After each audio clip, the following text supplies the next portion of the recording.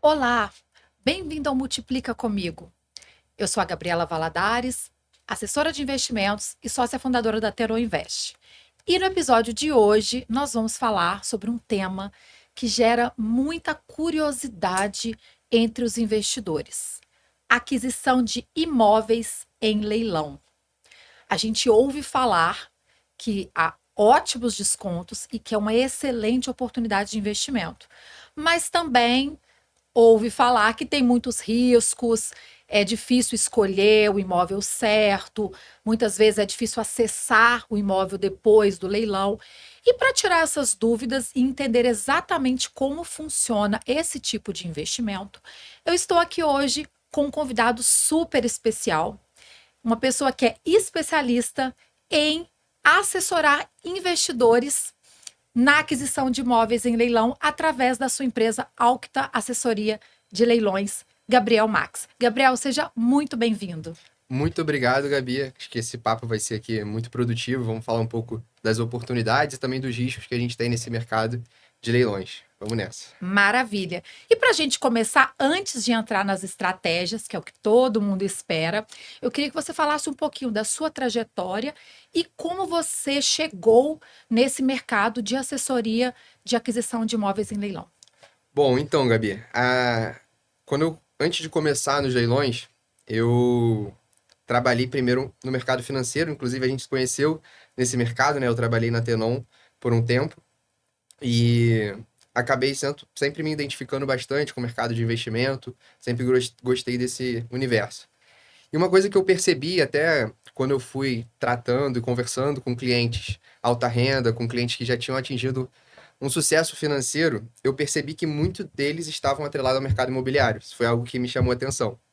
E também tive ali uma, uma passagem que um pessoal da família de uma amiga minha trabalha com imóveis de leilão. Então já arrematava muitos imóveis de leilão e eles que despertaram essa curiosidade em mim. Então eu vi um caminho de começar no mercado imobiliário através dos leilões. Então eu começo primeiro no mercado financeiro e aí por volta de 2022 eu descubro os leilões, faço um primeiro curso e arremato também meu primeiro imóvel nessa época. E aí, a partir de 2023, eu começo a arrematar mais imóveis junto dos meus sócios. E quando chega em 2024 é que a gente realmente começa a ajudar os investidores, enfim. E aí eu trago um pouco da experiência que eu tinha com a assessoria, de lidar já com os clientes investidores, e eu trago para esse mercado imobiliário, que, como a gente falou, é um pouco complexo você entender como funciona e como você deve, né, comprar, mas também tem muita oportunidade e a gente viu ali um modo de poder ajudar esses investidores a participarem do mercado. Mas, sim, de forma breve, esse é um pouquinho de como a gente começou lá atrás. E, enfim, estamos hoje aí com mais de 180 imóveis arrematados também, já nesse período. Caramba, muito legal, parabéns. Obrigado. Bom, quando a gente fala de imóveis em leilão, acho que muita gente fica curioso e receoso e não sabe muito por onde começar, né? Como é que funciona isso? Como é que funciona para um investidor que fala, eu pretendo adquirir um imóvel em leilão? O que que ele faz na prática? Boa. Eu costumo dizer que a gente tem duas coisas que a gente tem que olhar quando a gente vai comprar um imóvel. Primeiro, o ponto de vista do leilão, o que a gente precisa entender de risco e o negócio que a gente está comprando. E o segundo é o imóvel, ou seja, o ativo imobiliário que você está comprando. Então, acredito que para o investidor que quer começar nesse mercado, ele tem sempre que se preocupar com esses dois cenários. O que ele vai encontrar de risco e o que ele tem que entender e analisar dentro daquele leilão. E também sobre o ativo que ele está comprando, precificação, público-alvo de comprador, qual que é o objetivo, se ele quer gerar renda, se ele quer fazer um Airbnb, se ele quer fazer uma revenda. Então, para a pessoa que quer começar, ela tem que entender, diferenciar esses dois riscos do negócio. Então, esse seria o primeiro passo para quem quer começar. E aí, é claro que, geralmente, a maioria das pessoas, principalmente que a gente atende, elas não costumam ter muito tempo para fazer essa análise bem feita, tanto do negócio quanto do ativo. E o que a gente faz na nossa empresa é conseguir transformar o leilão em um investimento para o cliente.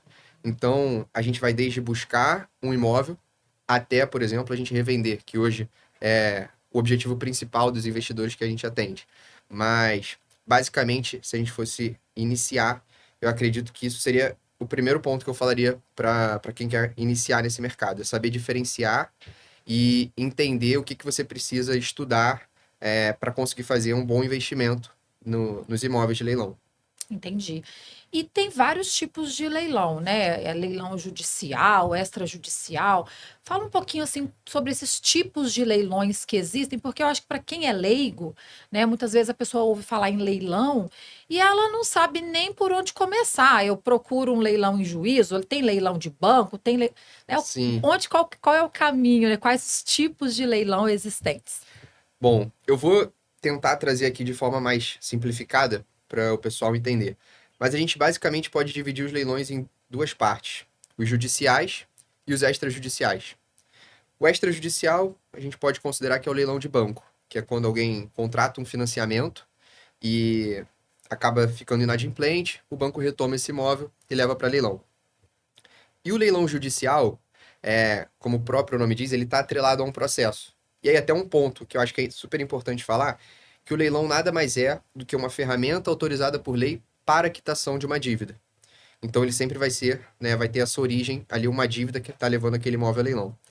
E dentro da esfera do judicial, os principais ali que a gente costuma ter são de ações trabalhistas, dívida de condomínio, dívida de IPTU. Então, a maioria desses imóveis que vão para leilão judicial, a gente está falando nesses três principais pontos. É claro que a gente tem também leilões de massa falida, quando empresas vão à falência e os seus bens vão a leilão.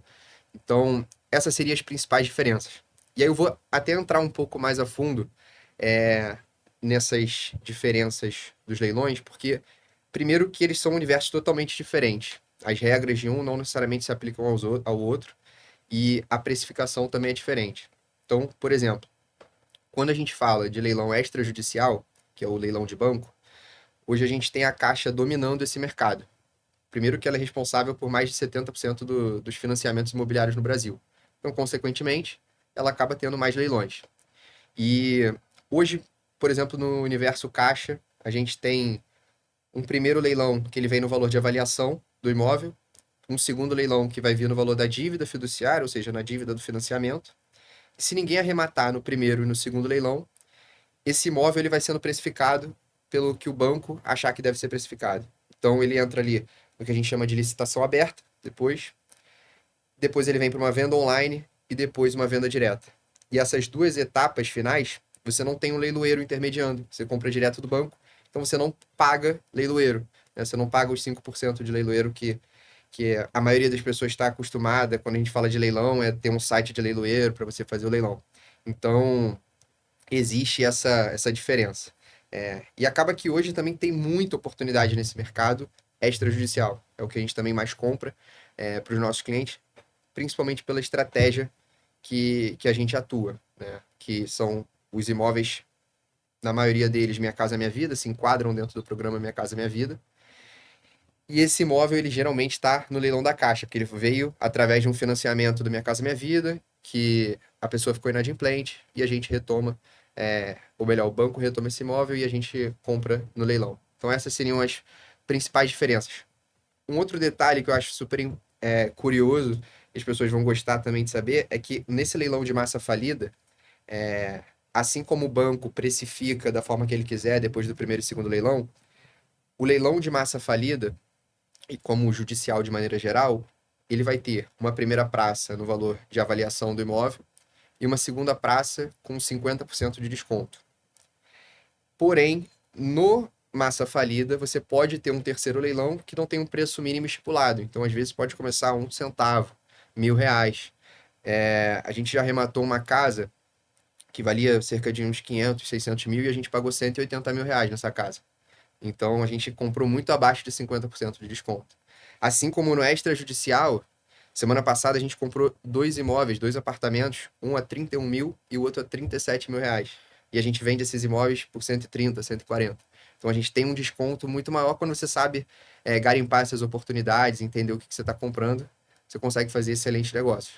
Fantástico. Eu não sabia que. Eu sabia que tinha casos de excelentes negócios, mas não nesse ponto, né? Fiquei Uhum. surpresa. E quando a gente ouve falar em leilão, acho que muita gente vem à cabeça assim: ah, para participar de leilão tem que ser um investidor profissional. Isso é verdade ou as pessoas físicas comuns podem entrar nessa seara de investir em imóveis através de leilão? Com certeza. Tem algo que eu acho muito interessante na nossa empresa, que acaba que os leilões eles democratizam o acesso ao imóvel, né? Vamos dizer assim.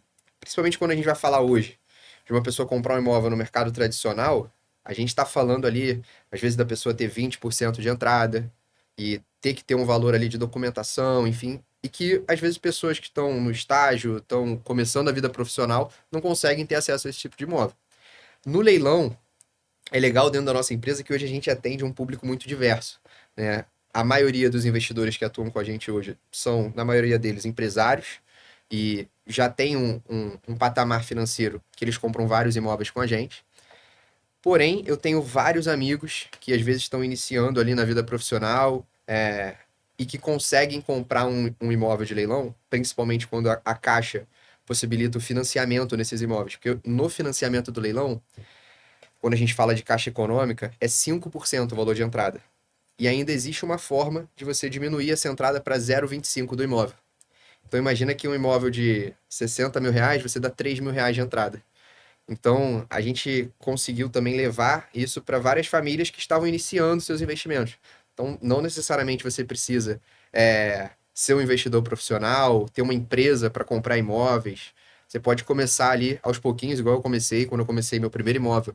Ele foi financiado pela Caixa, ele custou 66 mil reais, eu dei 3.300 de entrada, a parcela do meu financiamento era próxima de 600 reais e eu vendi esse imóvel em 8 meses. E eu vendi por 130 mil esse imóvel. Maravilhoso. Então, é bem democrático o acesso.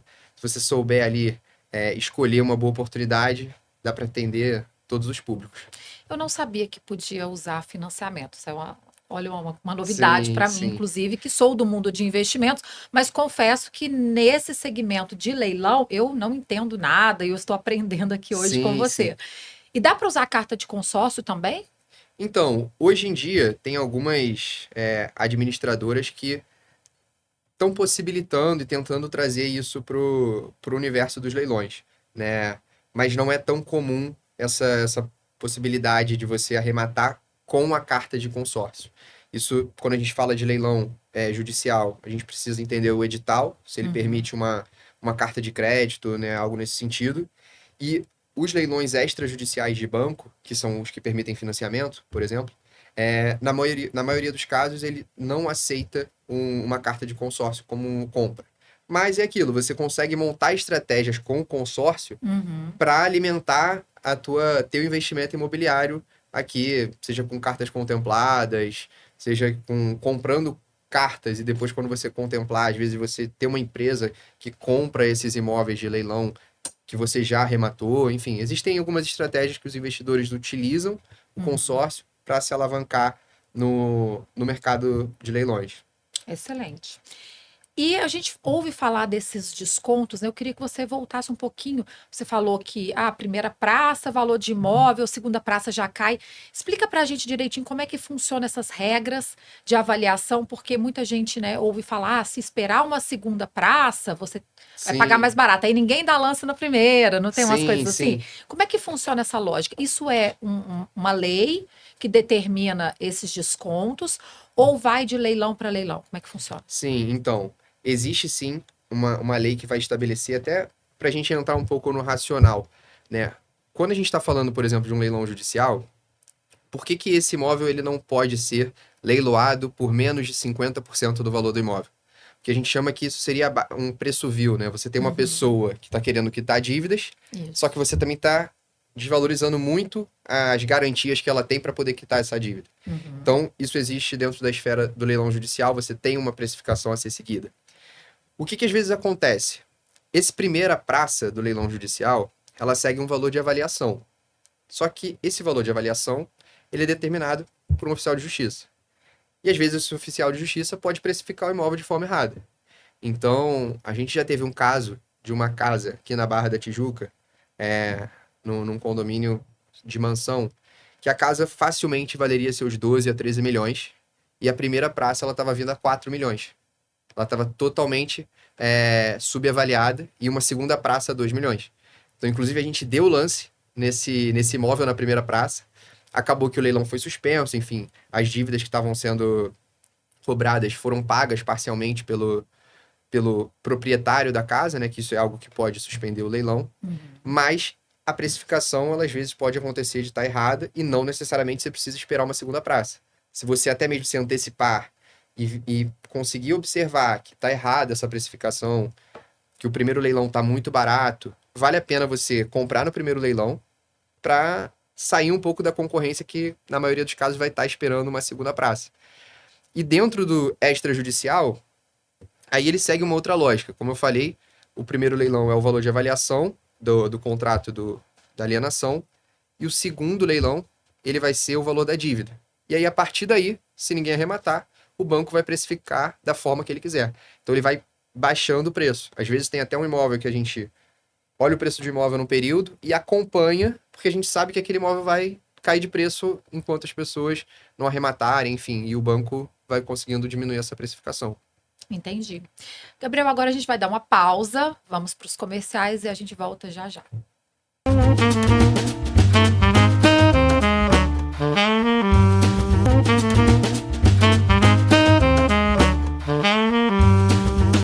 Estamos de volta. Estou aqui com o Gabriel Max, falando sobre aquisição de imóveis em leilão. E uma pergunta que é muito comum entre os investidores é: ok, vou adquirir esse imóvel, mas com qual finalidade? O que você vê hoje de mapeamento das pessoas que chegam para você para assessoria? As pessoas querem comprar para alugar convencionalmente, fazer um Airbnb, revender com lucro, ou fazer aquele retrofit, dar uma remake ali, né? Fazer uma arrumação, uma melhoria e vender ali com um ágio maior. Então, hoje a maior parte do nosso público compra o imóvel para revenda, mas isso também está um pouco atrelado à estratégia que a gente tem, o tipo de imóvel que a gente compra, que a gente vai falando aqui também nesse papo. Mas hoje tem muita gente também buscando imóveis de leilão para fazer os aluguéis de temporada, né? Como Airbnb.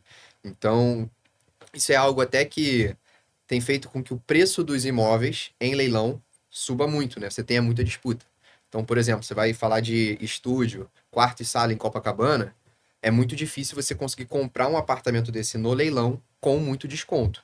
Você vai ter bastante disputa, porque tem muita gente querendo comprar para essa locação de temporada. E aí, para ele, como não é a finalidade de revenda, a precificação que ele faz para comprar aquele ativo é totalmente diferente de quem quer revender. Então, hoje existe muito desse público. Acredito que a locação tradicional ela tenha perdido um pouco de força, principalmente por conta, né, dessa locação de temporada que tem crescido cada vez mais. Por conta da reforma tributária também, né? Exato. Que agora vai ficar mais difícil, vamos dizer assim, sonegar ali aquele recebimento de aluguel que muita gente fazia informalmente. Exato. Agora fica mais complicado, né? Com as novas medidas que a Receita está implementando. Exatamente. E muita gente tem também a finalidade de revenda, né?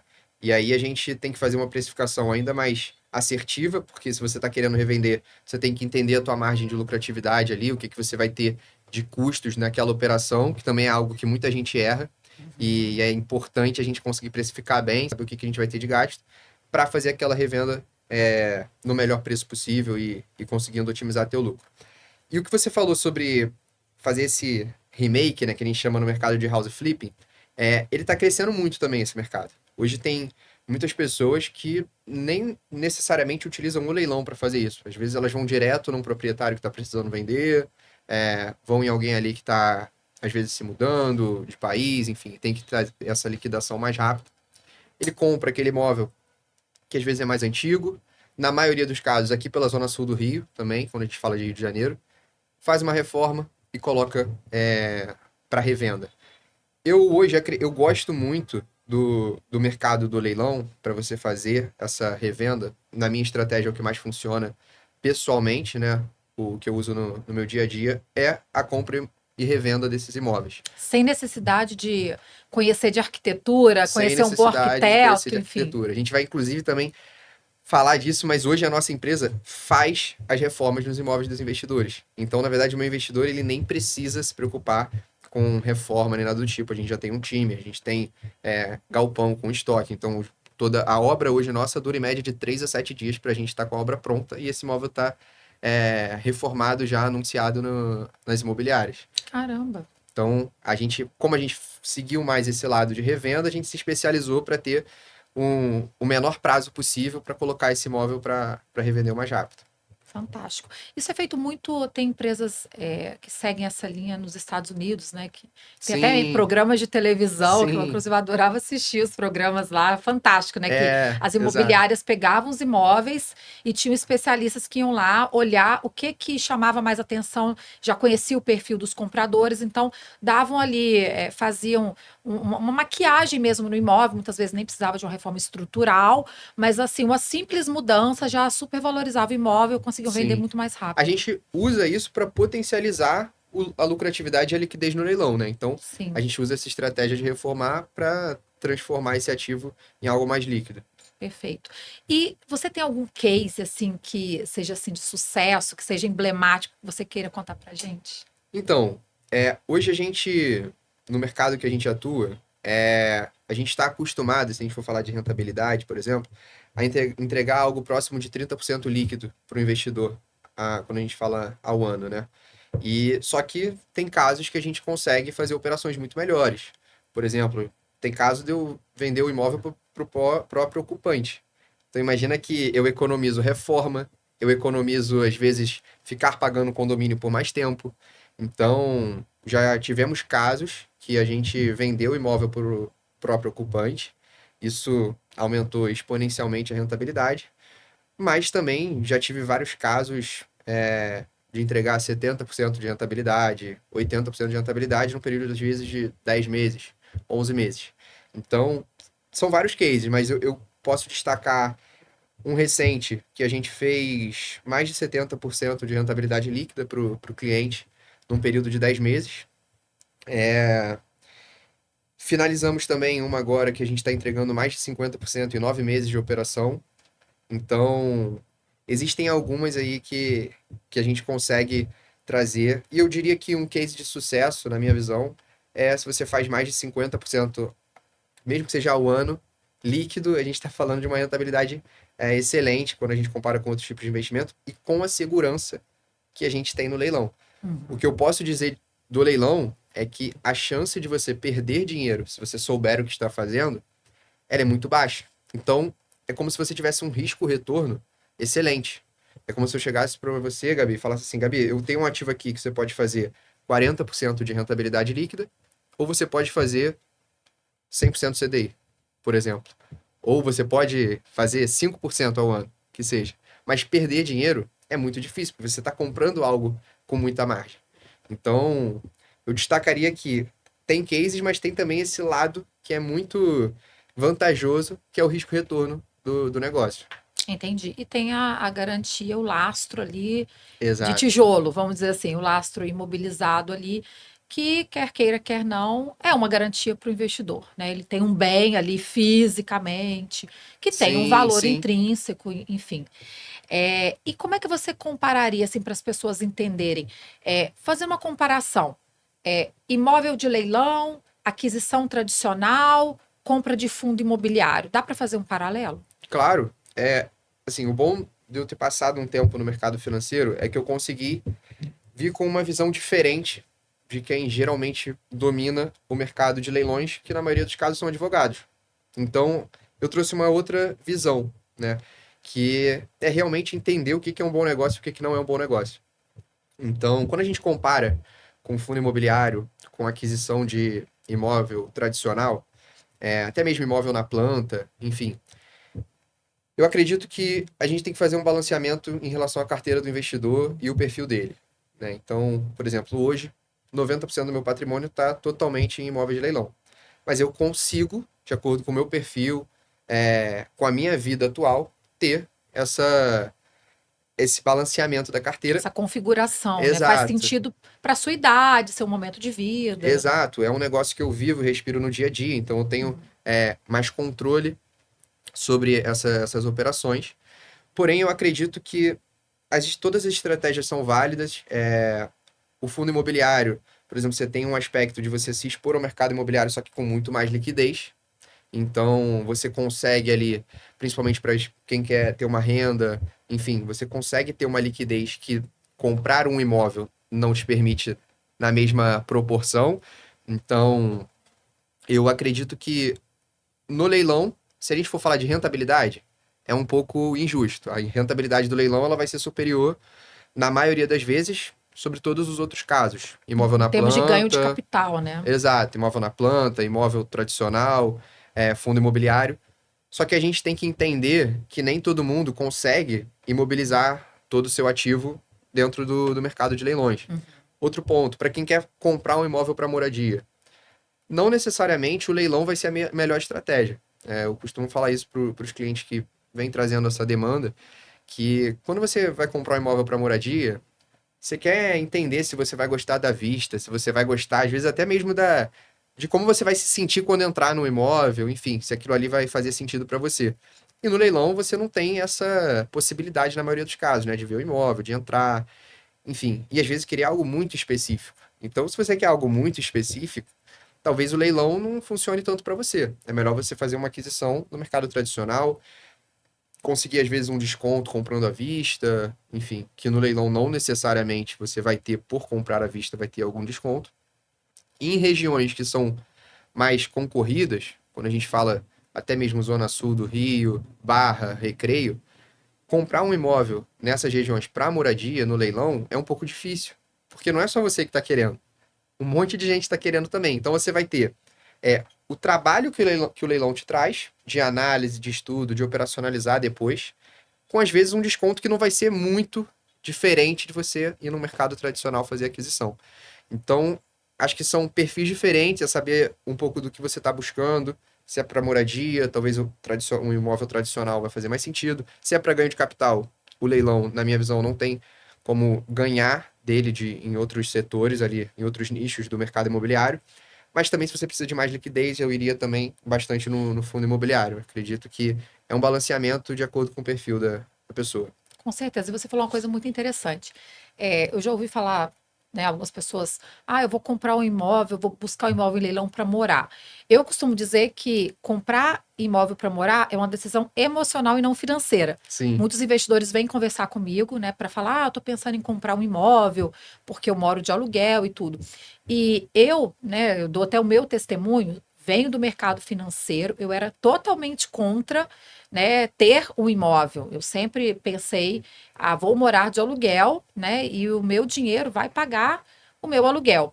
E quando eu resolvi comprar o imóvel para que eu morasse, para ter o meu imóvel próprio, quando eu engravidei. sim. Quando eu engravidei, eu passei a pensar emocionalmente. Eu gostaria sim de escolher um imóvel que fizesse sentido ali para a dinâmica da vida da criança, né? Onde eu pudesse montar o quartinho do jeito que eu quero, não tivesse que pedir autorização para nenhum dono de imóvel, né? Se eu quiser quebrar a parede, Uhum, colocar milhões de quadros, eu posso, não tem nenhum impedimento. A vizinhança, ter creche, ter coisas, ter parquinho, ter coisas para ele fazer. Então, a partir daquele momento que eu tive uma demanda pessoal, é que eu resolvi comprar o imóvel e não pensando, fazendo conta de dinheiro, porque quando você faz a conta financeira não vai fechar. sim, Obviamente que se eu tivesse num aluguel seria melhor, mas a demanda de moradia, né, realmente você vai querer ver a vizinhança, se sentir bem no lugar que você vai morar, né? E não é tanto o caminho assim do leilão. Eu entendo que o leilão é mais para investimento, quer sim, seja de renda, quer seja de ganho de capital. sim, sim. Na minha visão é totalmente essa. Eu, por exemplo, eu prefiro ganhar dinheiro com leilão, rentabilizar meu patrimônio com leilão, e no momento que eu quiser comprar um imóvel para moradia, eu poder ter ali um poder, né, de negociar por ter um valor à vista ou algo nesse sentido. Mas eu tô totalmente alinhado com você. Perfeito. E sobre tributação, quando a gente vende um imóvel em leilão, que eu adquiri em leilão, muda alguma coisa na tributação? Como é que funciona? Conta pra Não, gente. o ganho de capital, ele continua o mesmo na maioria das Uhum, operações. Ele vai ser 15% ali sobre o teu lucro, depende ali da alíquota, ou melhor, a alíquota depende do valor do imóvel que você está vendendo, perfeito. mas hoje, na maior parte das operações que a gente faz, a gente tem o 15% de ganho de capital. Você tem alguns custos que você pode abater, como reforma, documentação, é, enfim, o custo mesmo de uma assessoria, e Ah, o outro. custo da assessoria entra deduzindo a base de cálculo na hora de pagar o imposto. Sim, isso é importante você também conseguir direcionar, porque ele está totalmente atrelado à aquisição daquele bem. Então, você não conseguiria comprar aquele imóvel se você não tivesse assessoria, porque é como se fosse pagar os honorários de um advogado para ele poder pagar ali fazer uma consultoria para você comprar um imóvel. Sim. Então, tem a reforma, os custos de documentação, a corretagem no final da operação. Tem alguns custos que você pode abater, né, durante aquela operação. E aí, através disso, você tem um ganho de capital menor, né? Não é necessariamente o preço de venda para o preço de compra. Então, 15% de ganho de capital. Quando a gente fala de PJ, a gente tem hoje uma PJ para compra e venda de imóveis também. Lucro presumido, a gente paga ali 6% em média da receita bruta. Aí é diferente, você não paga sobre o ganho de capital, né? Você paga sobre a receita bruta O que. cálculo é diferente. É, exato. Ok. Vamos para o próximo intervalo e já já a gente volta. Fique com a gente, porque tem muita coisa interessante ainda sobre compra de imóveis em leilão.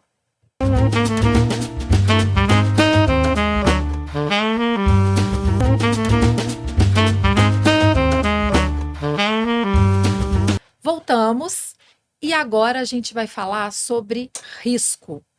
Todo investimento tem risco.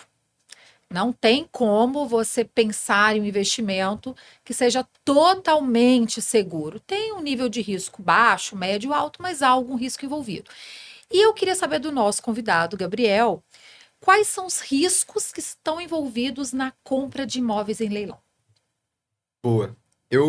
Como eu falei no início, eu gosto de dividir em duas etapas. Primeiro, o risco do negócio, do leilão.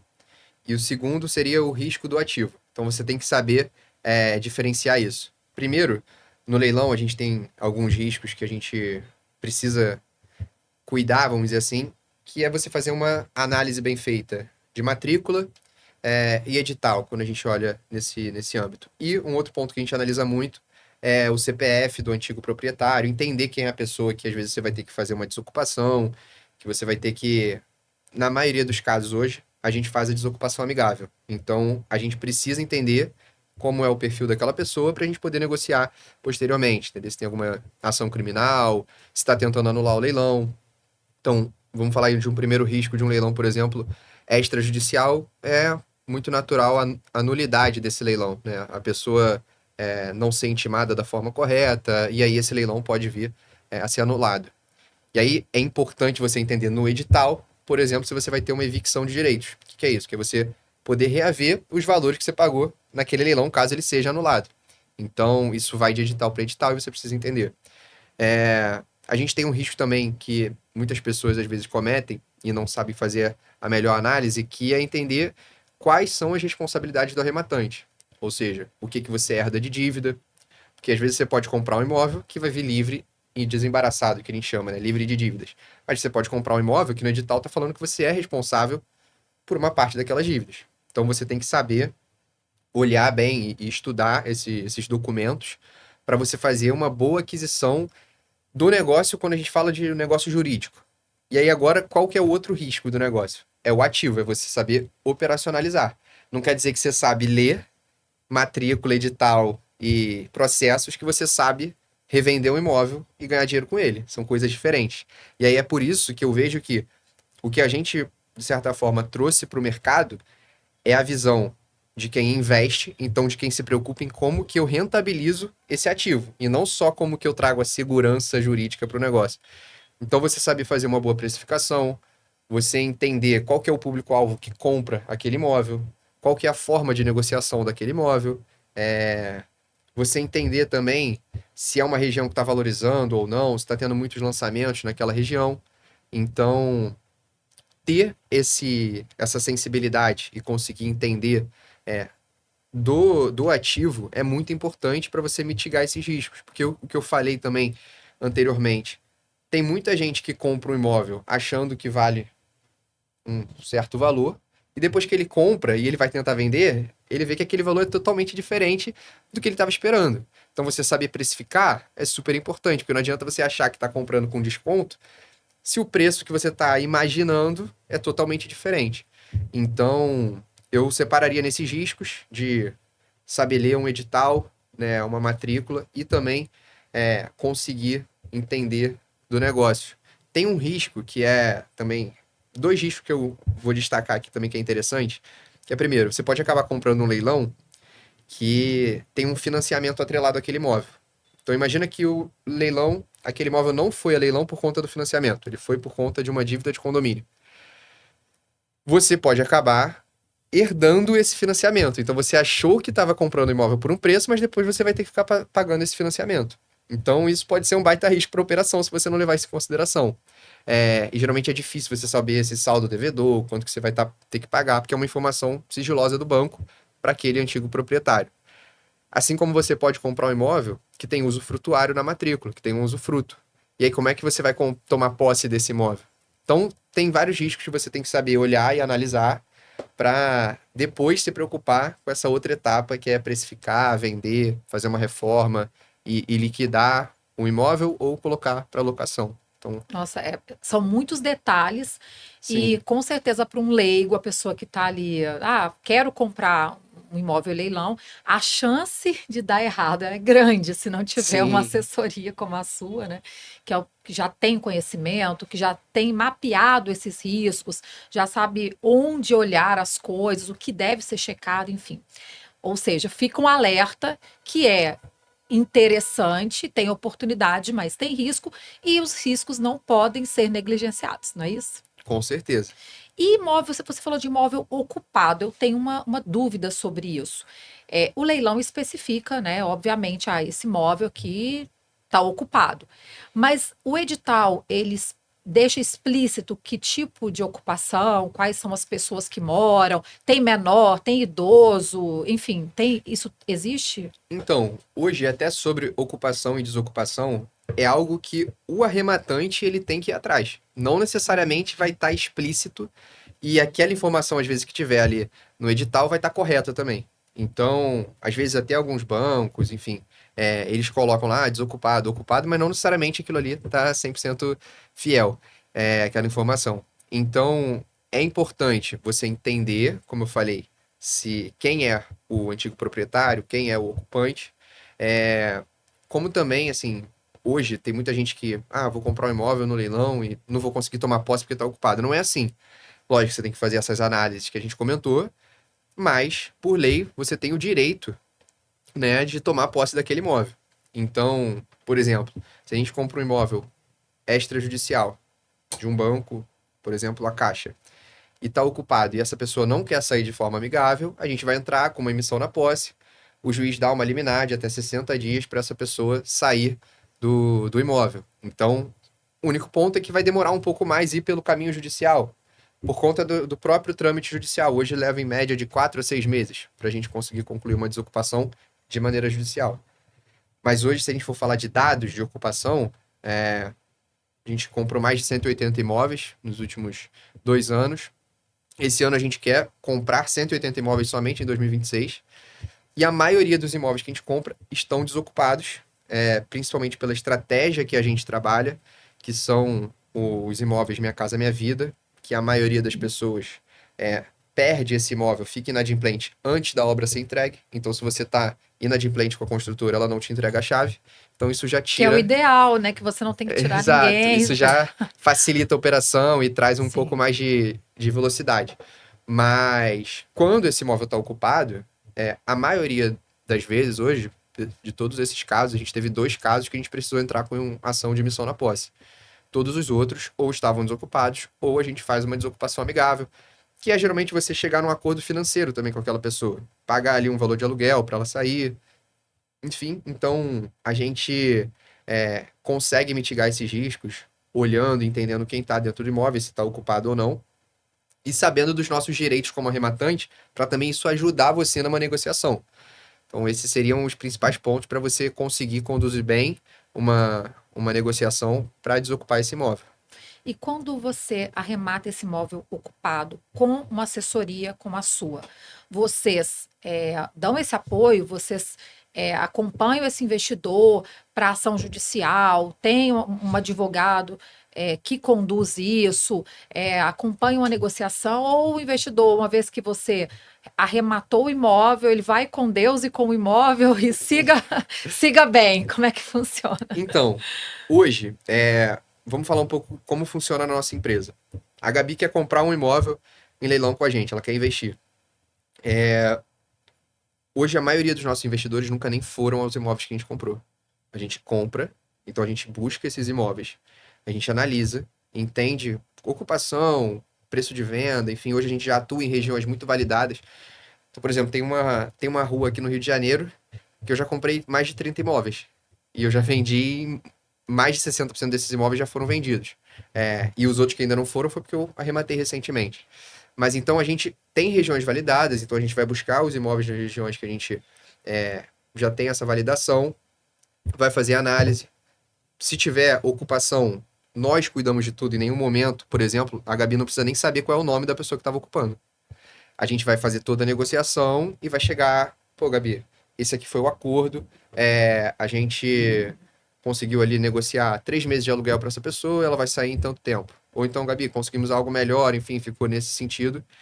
Ou tá desocupado e a gente vai entrar no imóvel. Então a gente vai cuidar de toda essa parte de ocupação. Depois, a gente cuida da parte de reforma. Então, a Gabi em nenhum momento precisa ir numa loja de material de construção, não precisa saber qual é o pedreiro, enfim, ter um contato, né, de alguma... Contratar o São João para ir lá para Exato, poder não. fazer a obra para mim. Você não precisa, a nossa equipe cuida de tudo. Tá. Depois a gente pega esse imóvel, anuncia com as imobiliárias da região, né, faz tráfego pago para esse imóvel, então a gente faz anúncio também dentro da nossa empresa para vender o imóvel do investidor. E então, de maneira geral, a Gabi, como a maioria dos nossos investidores, não precisa nunca ir ao imóvel. Então, hoje também tudo é feito de forma online, escritura, o pagamento do registro, enfim, tudo a gente cuida pro investidor. E ele não precisa se preocupar ou se envolver, porque a maioria das pessoas que eu vejo, elas não entrariam em leilão por 2 motivos. Primeiro, se estiver ocupado, eu tenho que desocupar, não sei fazer isso, tenho medo. Então ela não entraria pelo fato da desocupação, que a gente cuida.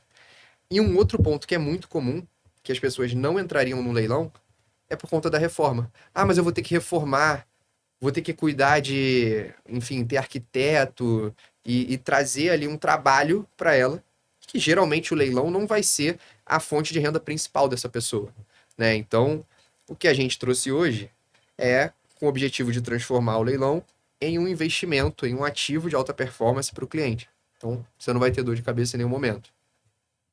Muito legal, gostei. Me convenceu. E sobre as dívidas, também é um ponto que a gente comentou aqui, mas eu acho que tem que ficar bem claro. Tem edital, então, em que o imóvel ele vem, mas ele vem com alguns penduricalhos Sim. tributários, quer seja dívida de condomínio, enfim, né? Como é que funciona isso? É pelo edital que o investidor vai ter a garantia de que está comprando algo desembaraçado, né? Do ponto de vista tributário, ou qualquer outro tipo de ônus, ou não? Está escrito isso no edital? Sim, você vai entender edital, que vai ter as regras do leilão. Então, o edital é onde a gente tem as regras daquele imóvel, daquele ativo que você está comprando.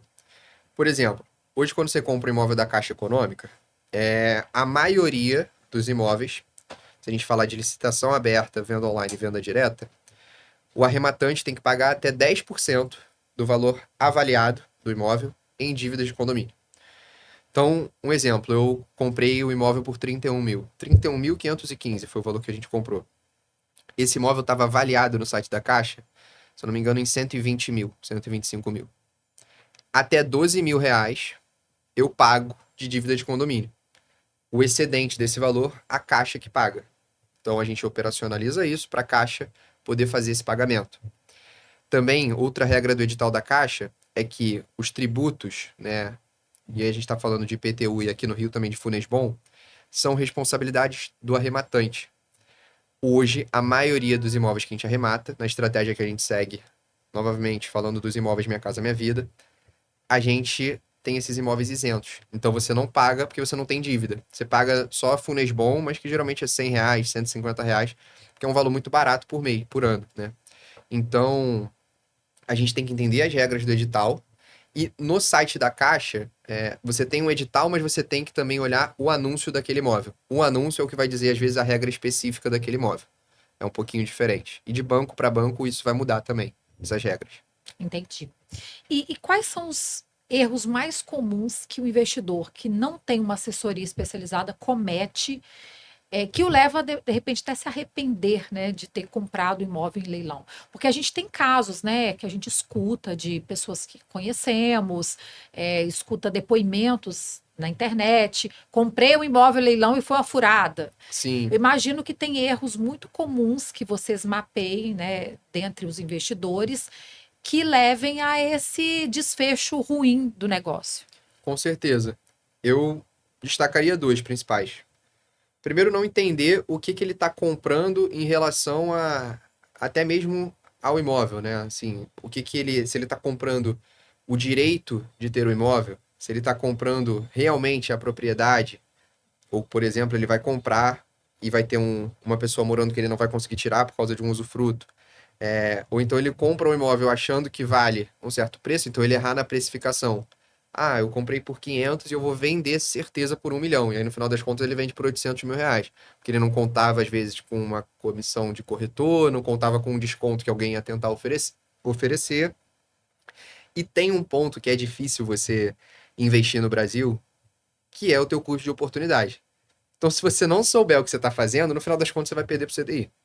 Então, essa precificação é muito importante para que esse cliente, na hora dele, esse investidor, né, na hora dele comprar o imóvel, ele tenha ali uma objetividade e saber realmente o preço final para ele não acabar errando na precificação e também entender as dívidas daquele imóvel e depois se ele vai ter algum problema para desocupar aquele imóvel, que na maioria dos casos são esses três pontos que as pessoas mais erram. Ou seja, tem que ter uma assessoria, tem que estar com tudo muito mapeado, porque uma coisa que você falou que é verdade, o custo de oportunidade do Brasil é altíssimo.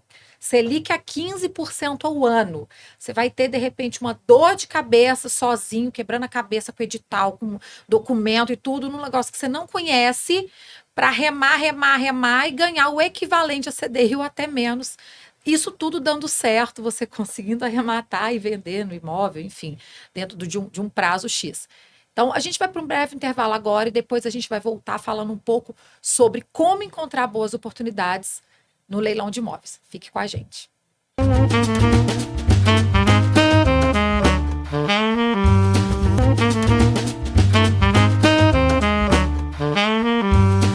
Estamos de volta e agora a gente vai falar um pouquinho sobre como encontrar boas oportunidades, que eu acho que é a pergunta-chave de quem esteve até aqui nos acompanhando.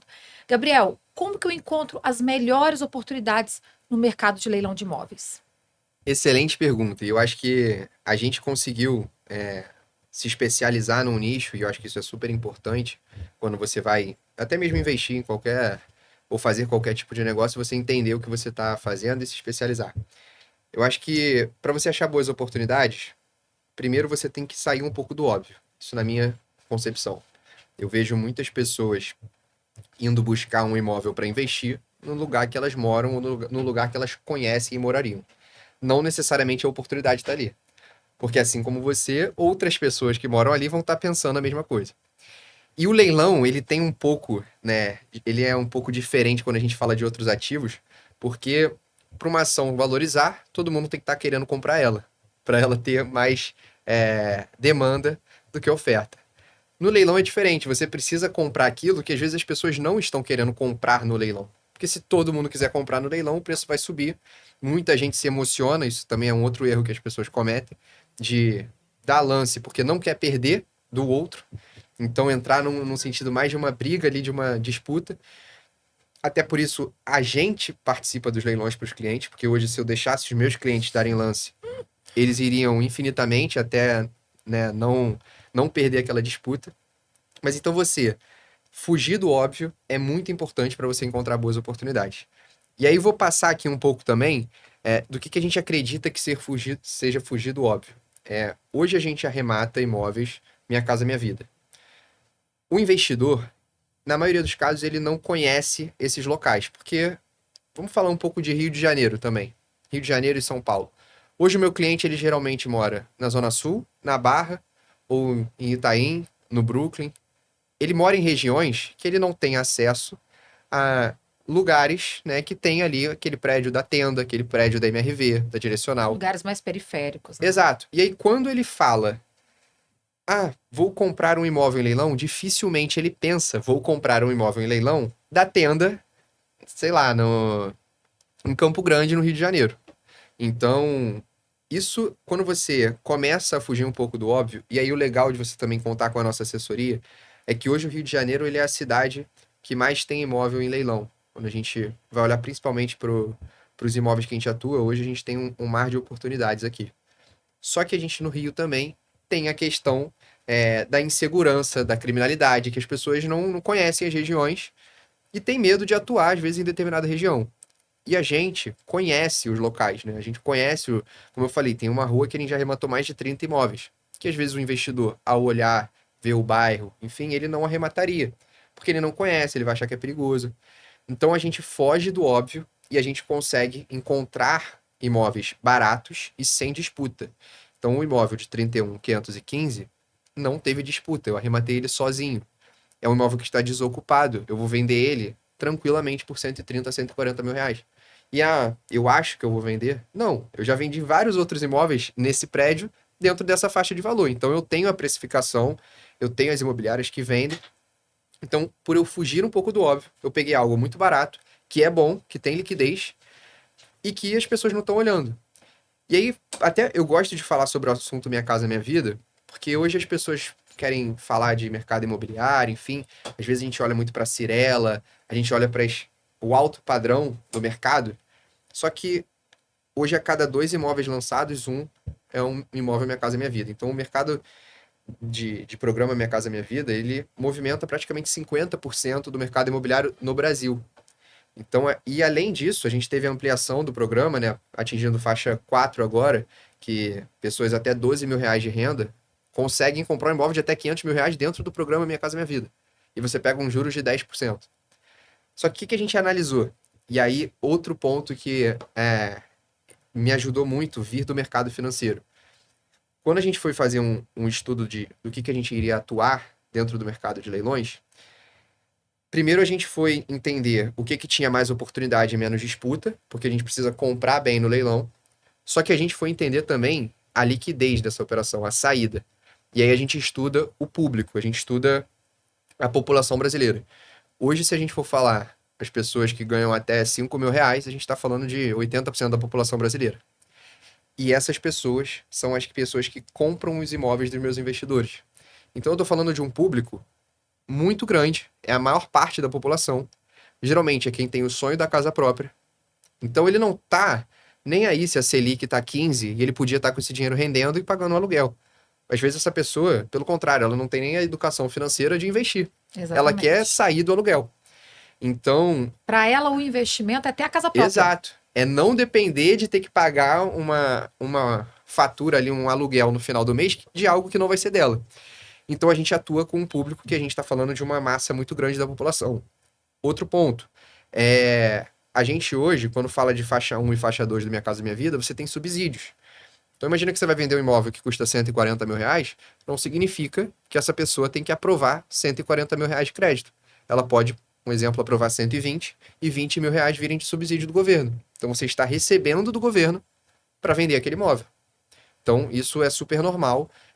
Dentro do faixa 1 e faixa 2 existe uma análise de crédito que é feita, porém isso também facilita a compra do imóvel para essa pessoa que às vezes não tem o recurso todo, enfim, que não vai ter essa aprovação de crédito tão alta, mas que você tem uma parte da população muito grande para você trabalhar. Um outro ponto que eu vejo é que você também tem muitos lançamentos. Então, cada vez mais dentro dessa área do Minha Casa Minha Vida, você consegue ter oportunidade. Porque se você tem muitos lançamentos, significa que nos próximos anos a gente vai ter mais imóvel vindo a leilão. Isso é normal. Historicamente, a gente está falando que nos últimos 10 anos, mais de 60% das famílias brasileiras têm algum tipo de dívida. Então, não tem educação financeira, e isso a gente entra muito na parte do seu trabalho, que a maioria das pessoas não investe ou não sabe guardar dinheiro por falta de educação financeira. E quando a gente fala desse perfil, e aí o faixa 1 e o faixa 2 do Minha Casa Minha Vida, a gente está falando de pessoas que ganham até R$ 4.800, isso é ainda mais comum. Então, elas, por mais que elas comprem na planta esse imóvel, depois de um tempo, muitas delas perdem para leilão, porque se atrapalham, não conseguem ter um planejamento, comprar sabendo que vai ter um INCC, sabendo que vai ter uma taxa de obra, e às vezes não entendem mesmo, ou não são bem informadas na hora da compra, e isso gera muitos imóveis a leilão que a gente consegue comprar, e aí, falando de estratégia e de como encontrar boas oportunidades, a gente volta para isso de fugir do óbvio. Só que ao mesmo tempo, no Rio de Janeiro, fugir do óbvio, você tem que saber para onde você vai estar fugindo. São Sim. você que vai fugir de onde você comprou o imóvel. Então, a gente conhece as regiões que a gente pode atuar, que a gente entende que vale a pena, e a gente consegue fugir muito da concorrência, porque muitas outras pessoas, até assessorias de outros estados, têm medo de arrematar no Rio de Janeiro, não conhece.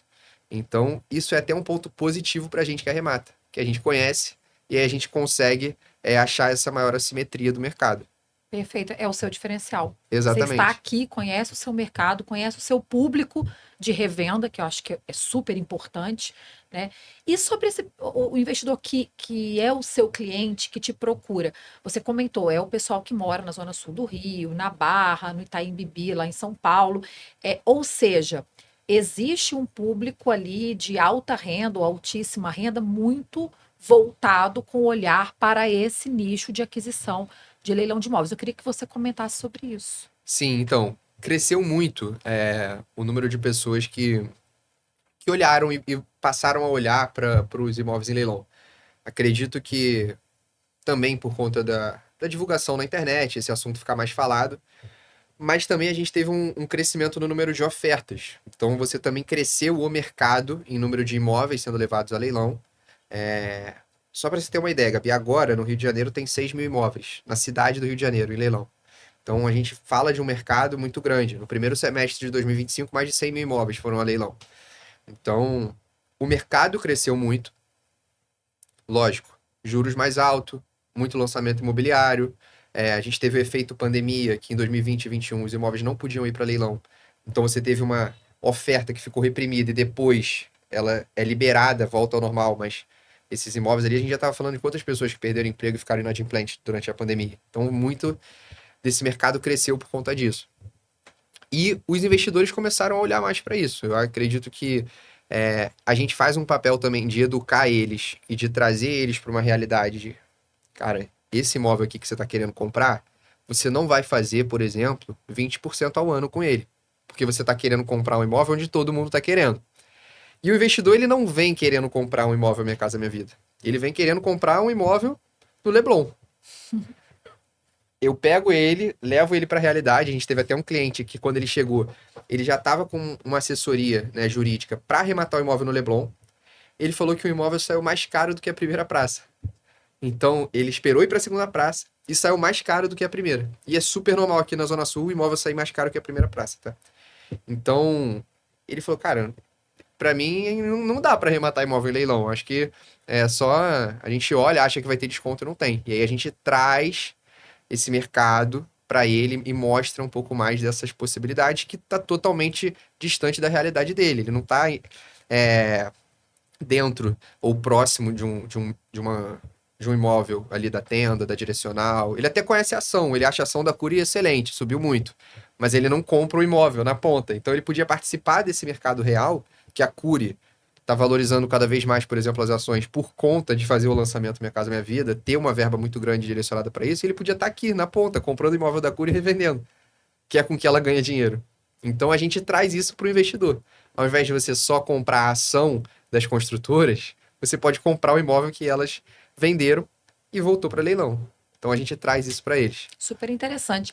E tem, assim, uma regra de bolso, de percentual, que você olha e fala, a partir de X% de desconto, começa a valer a pena o nosso olhar para entrar nesse leilão. Existe isso? Então, a gente não olha o desconto efetivamente do imóvel, porque, como eu falei, a gente tem ali os custos que vão ocorrendo durante a operação. Então, o que você vai ter que pagar de dívida, quanto que você projeta de reforma, qual que é a precificação real em relação à avaliação também. Mas hoje, para a gente entrar numa operação, o que a gente chama de cenário pessimista, e quando a gente mostra, né, uma operação para um cliente, a gente traz vários cenários. A gente traz um cenário moderado, otimista e pessimista. Como se fosse fazer um valuation, por exemplo, de uma empresa. Então, a gente traz nesse cenário pessimista que a gente busca, no mínimo, uma rentabilidade líquida próxima de 20%.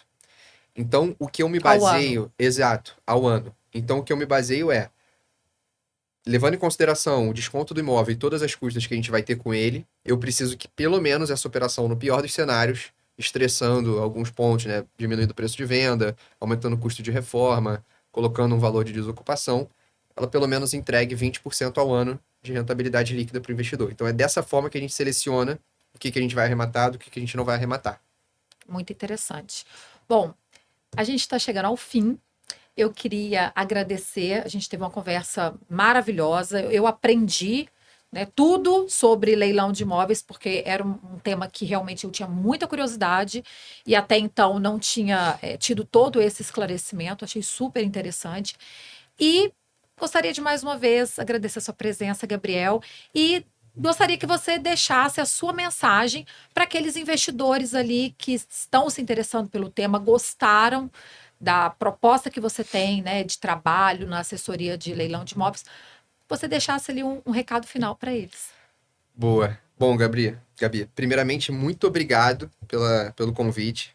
Acho que foi um papo aqui super produtivo. A gente conseguiu levar mais desse mercado para as pessoas. E para quem está ouvindo a gente e quer entrar no mercado de leilões, você, como a gente falou aqui, tem que ter muito cuidado, tem que entender o que você está fazendo. Mas se você tiver uma assessoria que está acostumada a fazer isso, que compra imóveis diariamente e vai até a revenda ou a locação, vai tornar teu caminho muito mais fácil. Você vai conseguir errar menos. E eu acho que isso é até uma das regras do Warren Buffett, é você não perder dinheiro. Então, acho que você ter uma empresa que vai te guiar é super importante.